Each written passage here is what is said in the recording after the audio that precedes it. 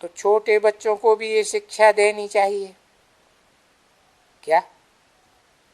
जो basic knowledge लेने वाले बच्चे हैं उनको शिक्षा नहीं देंगे कि भाई वानप्रस्थ अवस्था प्राप्त करना है, जब तक वाणी से परे इसी दुनिया में नहीं जाएंगे तो फिर शांति धाम क्या जा सकेंगे? हैं? शांत हो करके जा सकेंगे? नहीं जा सकेंगे। तो जो छोटे बच्चे हैं बेसिक नॉलेज वाले हैं, ज्यादा संख्या किसकी होती है? बेसिक नॉलेज में रहने वालों की संख्या ज्यादा होती है या ऊंची पढ़ाई पढ़ने वालों की संख्या ज्यादा होती है? ज्यादा संख्या किसकी रहती है? बेसिक नॉलेज वालों की। तो उन बच्चों को भी ये शिक्षा देनी चाहिए कि भाई वानप्रस्थ अवस्था में जाना है तो क्या करना है? मन बुद्धि के वाइब्रेशन को तीखा बनाना है। मन बुद्धि का काम लेंगे तो मन बुद्धि तीखी बनेगी है? और वाचा से बोलते रहेंगे, कर्म इंद्रियों से कर्म करते रहेंगे तो मनसा तीखी बनेगी? नहीं बनेगी। तो ये एक दिन आएगा जरूर जो ये बच्चे भी जो ढेर के ढेर बेसिक नॉलेज के स्कूल वगैरह है ना है? उनके टीचरों को भी है ये डायरेक्शन मिलेंगे। बेसिक नॉलेज के टीचर होते हैं ना, हाँ, ज़्यादा पढ़ाई पढ़े वाले होते हैं, ये थोड़ी उनकी पढ़ाई कम होती है, हाँ थोड़ी पढ़ाई होती है, तो उनको भी डायरेक्शन मिलेंगे हैं। जब डायरेक्शन मिलेंगे तब इन सबको अपने बाप का परिचय दियो, बच्चों को, छोटे छोटे बेसिक नॉलेज के बच्चों को, है ना। हाँ 21 नवंबर 1968 की रात्रि क्लास का तीसरा पेज।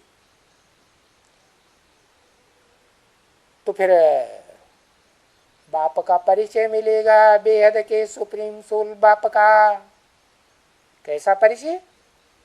कि वो सिर्फ निराकार नहीं है, वो निराकार होते हुए भी, क्योंकि बेसिक नॉलेज वाले तो क्या समझते हैं, बाप क्या है? सुप्रीम सोल बिंदी है और वो सदा काल बिंदी ही रहता है। अरे बिंदी है तो तुम्हें गीता ज्ञान कैसे देगा?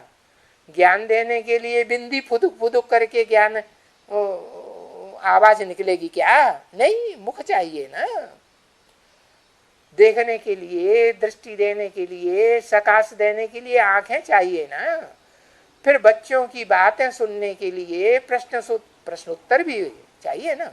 हाँ तो कोई बात समझ में नहीं आती है तो बच्चों को पूछना पड़ता है टीचर से, तो प्रश्नोत्तर करने के लिए कान भी तो चाहिए ना है? नहीं तो बाप सुनेगा कैसे बच्चों की बातें? सुनेगा? हाँ तो फिर ऐसे बाप का ऐसे बाप का परिचय दियो है, जो बाप सुप्रीम सोल निराकारी है, वो साकारी मनुष्य तन में मूर्ति में प्रवेश करे। वो तो अमूर्त है ना, अमूर्त माने उसकी तो मूर्ति है ही नहीं, उसको अपना शरीर है ही नहीं, तो वो मूर्तिमान शंकर में प्रवेश करता है। तो यादगार जो मंदिर है ना पुराने पुराने हैं, जैसे सोमनाथ मंदिर था ना, तो उसमें मूर्ति भी दिखाते हैं ना है, तो शंकर की मूर्ति भी दिखाते हैं और फिर वो शंकर की निराकारी स्टेज वाली लिंग मूर्ति भी दिखाते हैं ना। हाँ? और बाप कहते हैं न तो मेरी लिंग मूर्ति की यादगार है और न इस दुनिया में मेरी मूर्त रूप की यादगार है। क्या मैं कोई पुरुषार्थ करता हूं क्या है निराकारी बनने का? नहीं। तो जो निराकारी बनने का पुरुषार्थ करते हैं और मुझे याद करते हैं तो याद की सारी महिमा है।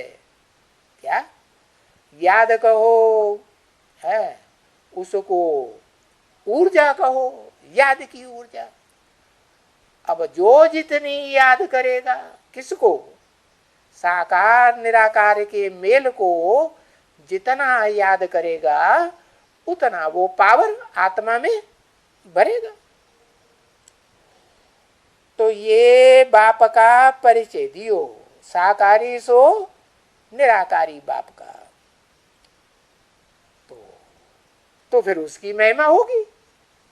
बाप की महिमा निराकार की होगी कि जब साकार शरीर धारण करे तो गुण अवगुण की महिमा होती है, हाँ। तो उनकी महिमा तब करें जब पहचाने कि वो निराकार ज्योति बिंदु, जिस बिंदु को अति सूक्ष्म ते सूक्ष्म कितना भी छोटा बनाते जाओ बनाते जाओ बनाते जाओ। लंबाई चौड़ाई होती है क्या? आकार प्रकार उसका बहुत बड़ा हो सकता है क्या? नहीं। तो आजकल तो ये